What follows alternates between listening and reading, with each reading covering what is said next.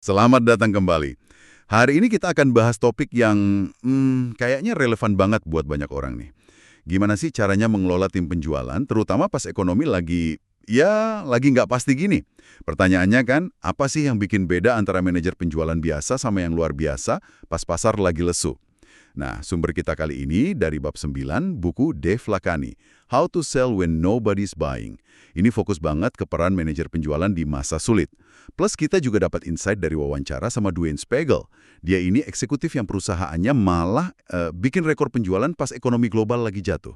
Kita coba kupas tuntas ya buat Anda. Jadi gini, kalau ekonomi melambat, wajar lah ya tim penjualan jadi agak cemas gitu. Ya gimana enggak, pendapatan mereka kan jadi taruhan. Fokus bisa buyar kemana-mana. Mungkin naluri pertama kita sebagai manajer itu langsung, ayo jualan lebih keras. Tapi bab 9 Lakhani ini kok malah nyuruh mundur selangkah dulu ya? Kenapa bagian menilai atau assess ini jadi penting banget sebelum kita bertindak gegabah? Iya, benar banget. Poin krusial itu. Langkah menilai SS ini penting banget karena kalau kita langsung reaktif tanpa paham betul masalahnya, wah bisa-bisa malah memperburuk situasi kan? Lahani bilang, ini bukan sekadar sesi curhat tim loh. Bukan cuma dengerin keluhan aja. Manajer itu perlu gali, bener-bener gali, apa sih akar masalahnya? Persepsi tim soal pasar itu beneran akurat nggak? Jangan-jangan masalahnya bukan di pasar, tapi di internal kita sendiri. Mungkin soal harga, atau produknya, atau malah cara jualan kita yang perlu diubah. Perlu semacam investigasi kecil lah buat ngecek asumsi. Sering loh, ternyata masalah intinya beda sama yang kelihatan di permukaan. Nah, tugas manajer itu ya bisa misahin. Mana keluhan pribadi, mana tantangan pasar beneran, mana isu internal. Kalau misalnya nih masalahnya di luar kendali tim, katakanlah produk kita emang kalah saing, ya manajer harus berani ambil tanggung jawab itu. Jangan beban ke tim sesuatu yang nggak bisa mereka perbaiki. Biarin mereka fokus ke yang bisa dikontrol, aktivitas jualan mereka. Oh ya, dan jangan lupa juga apresiasi usaha dan keterbukaan mereka itu penting banget buat jaga semangat. Oke, saya paham. Jadi penilaian akurat ini kayak diagnosis dokter ya sebelum ngasih resep, biar nggak salah obat. Nah, setelah diagnosis ini, katakanlah masalahnya emang lebih ke fokus tim yang buyar, atau perlu penguatan dasar-dasarnya, baru deh kita ke langkah berikutnya, mengarahkan mereka lagi. Betul, tepat sekali. Fase berikutnya ya memfokuskan kembali, refocus. Lakhani itu negesin kalau masa sulit itu justru momen pas buat balik ke fundamental.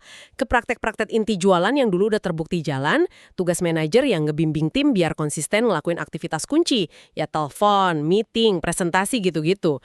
Walaupun hasilnya mungkin nggak langsung kelihatan, ini tantangan tersendiri loh. Jaga disiplin pas semangat lagi agak turun gitu. Makanya, minta tim buat nyatat aktivitas mereka itu jadi penting. Bukan buat ngawasin kayak polisi ya, tapi lebih sebagai data aja. Data objektif buat kita evaluasi bareng, mana yang jalan, mana yang enggak. Ajak mereka juga buat ingat-ingat lagi penjualan sukses mereka dulu, terus bandingin sama kondisi sekarang. Analogi Lakhani soal baca label dari dalam botol itu pas banget di sini. Susah kan lihat gambaran besarnya kalau kita ada di dalam terus. Nah, manajer bantu kasih perspektif dari luar. Secara strategi ini kayak nguatin lagi otot-otot dasar tim biar tetap kuat pas lagi ditekan. Balik ke dasar dan konsisten. Ya, itu masuk akal banget sebagai fondasi ya. Tapi muncul pertanyaan nih. Gimana kalau fundamental yang selama ini kita pegang itu kok kayaknya mulai nggak relevan ya? Karena pasarnya sendiri berubah banget gitu secara struktur. Apa sekedar refokus aja masih cukup? Nah, disinilah ide buat berpikir ulang, rethink, jadi wah krusial banget, ya nggak sih? Tepat sekali. Ini dia titik di mana kepemimpinan strategis seorang manajer itu benar-benar diuji. Kalau penilaian awal, assess, sama upaya refocus, tadi nunjukin kalau masalahnya ternyata lebih dalam.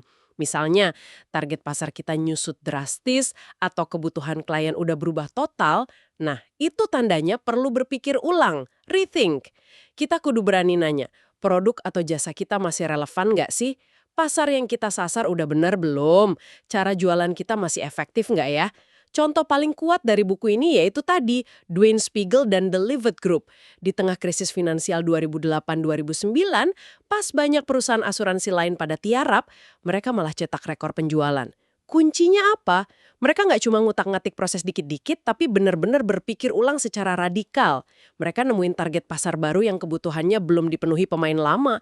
Terus mereka ciptain program asuransi yang benar-benar baru buat pasar itu. Solusi yang nggak kepikiran sama kompetitor. Wah, ini menarik banget.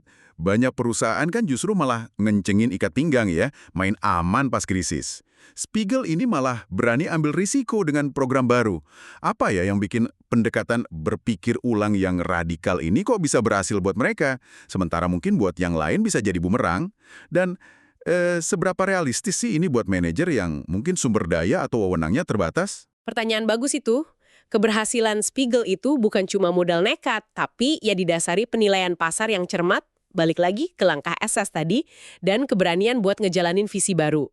Tentu nggak semua manajer punya keleluasaan kayak The Leavitt Group ya, tapi prinsip rating ini bisa kok diterapin dalam skala yang beda. Mungkin bukan langsung bikin produk baru se-Indonesia gitu, tapi misalnya nyesuaian value proposition kita buat segmen pasar yang lebih kecil tapi tahan banting, atau geser fokus dari nyari klien baru melulu ke cross-selling atau upselling ke klien loyal yang udah ada. Itu kan juga rating. Intinya itu di keberanian buat mempertanyakan asumsi lama dan nyari celah peluang yang mungkin kelewat sama orang lain yang lagi pusing sama masalah. Adaptasi strategis ini, sekecil apapun, bisa jadi pembeda loh. Ini jadi pertanyaan penting juga buat Anda. Ada nggak sih asumsi dalam strategi penjualan Anda sekarang yang perlu diuji ulang? Jadi rating itu nggak harus selalu revolusi gede-gedean ya, tapi bisa juga evolusi cerdas dalam skala yang memungkinkan. Oke. Nah, sekarang kita geser dikit ke sisi manusianya. Strategi sehebat apapun kan percuma ya kalau timnya pada lemes, nggak semangat. Gimana peran manajer buat jaga api semangat ini tetap nyala di tengah badai? Com Secrets. Buat bakar semangat tim jualannya, dia pernah nebar uang tunai gitu aja di lantai kantor. Terus dia minta timnya nempelin selotip di badan terus guling-gulingan buat ngumpulin duit sebanyak-banyaknya. Mungkin kedengeran aneh atau konyol ya, tapi kata Lakani timnya itu seneng mamat dan jadi termotivasi sama kompetisi yang seru itu. Yang penting dari sini tuh bukan cuma soal metodenya yang aneh, tapi gimana caranya keluar dari cara-cara motivasi standar, itu bisa micu energi baru. Kadang sedikit kegilaan yang terkontrol itu bisa mecah ketegangan dan ngingetin tim kalau kerja itu bisa tetap asik, bahkan pas lagi susah. Dan menariknya lagi, energi positif sama pemikiran di luar kotak yang kepicu sama motivasi kreatif gitu, kadang bisa ngebuka ide bisnis baru juga, kayak yang dialamin si Russell itu. Hahaha, saya jadi ngebayangin suasana kantornya pas lagi guling-gulingan itu. Poinnya berarti motivasi nggak harus selalu formal dan kaku ya. Kreativitas buat bangkitin semangat itu penting. Nah, kalau kita rangkum keempat poin tadi, assess, refocus, rethink, rally, apa nih implikasi besarnya buat para manajer penjualan yang mungkin lagi dengerin kita sekarang? Implikasinya gede banget. Masa sulit, kayak yang dibilang berulang kali di bab 9 buku Lakan itu, ya ujian sesungguhnya buat seorang manajer penjualan. Ini bukan lagi sekedar ngelola kerjaan harian, tapi mimpin di tengah ketidakpastian. Justru di saat kayak ginilah, manajer yang hebat punya kesempatan emas buat nunjukin diri, buat ngebuktiin nilai strategis mereka ke perusahaan. Kemampuan buat diagnosis masalah dengan tepat, jaga tim tetap fokus ke hal yang benar, berani mikir ulang dan adaptasi, plus jaga semangat juang tim, itu dia yang bedain pemimpin sejati. Ini panggung buat nunjukin kalau Anda bukan cuma manajer, tapi pemimpin yang bisa bawa tim keluar dari badai, bahkan mungkin nemuin pulau harta karun baru di tengahnya. Jadi, buat Anda yang megang peran ini, ya inilah saatnya. Kesempatan buat buktiin nilai strategis bukan cuma operasional. Wah, itu poin penting banget. Coba kita balik lagi ke contoh si Dwayne Spiegel tadi deh, yang luar biasa itu. Bisa capai tahun terbaik di 2008-2009 itu kan gokil ya. Bisa kita bedah lebih detail nggak langkah-langkah konkret apa sih yang dia sama The Leavitt Group lakuin? Tentu. Wawancara sama Spiegel itu ngungkap beberapa langkah strategis yang menarik banget dan bisa jadi inspirasi nih. Pertama, mereka itu outsourcing fungsi-fungsi yang bukan inti bisnis mereka. Ini bukan sekedar potong biaya loh ya, tapi langkah strategis biar tim internal mereka bisa fokus 100% ke keahlian utama, asuransi dan jualan. Urusan lain biarin pihak luar yang handle. Kedua, mereka merestrukturisasi tim penjualan internal secara signifikan. Ini lumayan gede perubahannya.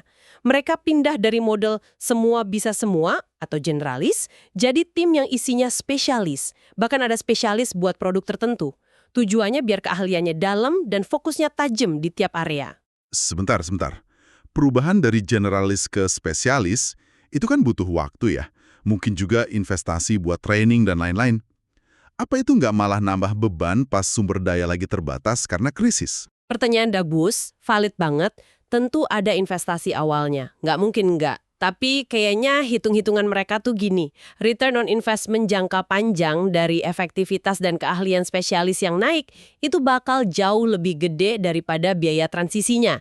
Ini kayak pertaruhan strategis gitu, bahwa kedalaman itu lebih baik daripada keluasan di pasar yang makin ketat. Nah, langkah ketiga, mereka merestrukturisasi paket kompensasi. Tujuannya jelas banget, dorong kolaborasi tim yang lebih kuat, khususnya antara tim sales yang nyari bisnis baru sama tim service atau support yang jagain klien. Pas lagi susah kan, jagain klien loyal itu sama pentingnya kayak nyari yang baru. Jadi, insentifnya disesuaiin biar pada mau kerja sama. Keempat, mereka mulai ngajuin pertanyaan yang beda dan provokatif di industri mereka.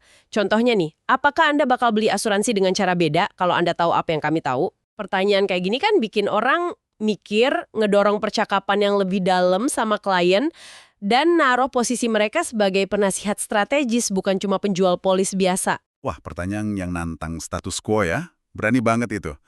Terus, langkah kelima apa?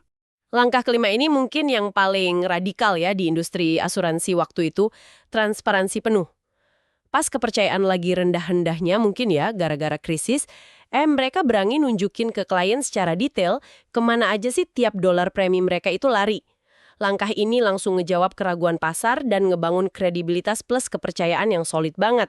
Kalau kita lihat dampaknya secara keseluruhan, langkah-langkah Spiegel ini bukan tambal sulam reaktif loh. Ini tuh serangkaian perubahan yang proaktif, direncanain mateng, dan nyambung satu sama lain. Menunjukkan pemahaman mendalam tentang gimana caranya menang di pasar, justru pas orang lain lagi sibuk bertahan. Langkah-langkahnya terukur dan strategis banget ya kedengarannya. Soal transparansi penuh di industri yang kadang dianggap agak tertutup itu, wah bener-bener gebrakan sih. Jadi kalau kita tarik benang merahnya nih dari semua pembahasan kita berdasarkan sumber-sumber ini. Ya, benang merahnya gini, manajer penjualan itu bukan cuma nahkoda pas laut tenang. Nilai asli mereka itu keuji dan kebukti justru pas badai dateng. Kemampuan buat secara jernih menilai situasi, terus memfokuskan kembali tim ke tindakan penting, berani berpikir ulang strategi kalau emang perlu, dan pintar mengumpulkan pasukan biar semangatnya kejaga. Nah, itulah kompetensi inti yang misahin manajer hebat dari yang sekedar baik pas masa sulit. Dan penting juga buat diingat, ini bukan cuma soal bertahan hidup aja ya. Kayak contoh Spiegel tadi, masa sulit itu malah bisa jadi pemicu buat inovasi dan pertumbuhan yang nggak disangka-sangka. Peluang buat manajer untuk mimpin perubahan dan nguatin posisi mereka. Tepat. Ngelihat krisis sebagai peluang bukan cuma ancaman. Itu mindset yang beda. Oke, nah sebagai penutup nih, ada satu pemikiran buat Anda bawa pulang dan renungkan. Coba pikirin deh. Lebih dari sekedar taktik buat ngelewatin lesunya ekonomi sekarang ini, gimana caranya pelajaran spesifik, baik itu sukses atau gagal, yang Anda dan tim alami selama masa sulit ini bisa diubah jadi fondasi permanen. Fondasi yang bakal nguatin strategi penjualan, ketahanan tim, dan gaya kepemimpinan Anda ke depannya, bahkan nanti pas ekonomi udah cerah lagi. Sesuatu buat dipikirin lebih dalam ya. Sampai jumpa di pembahasan mendalam kita berikutnya.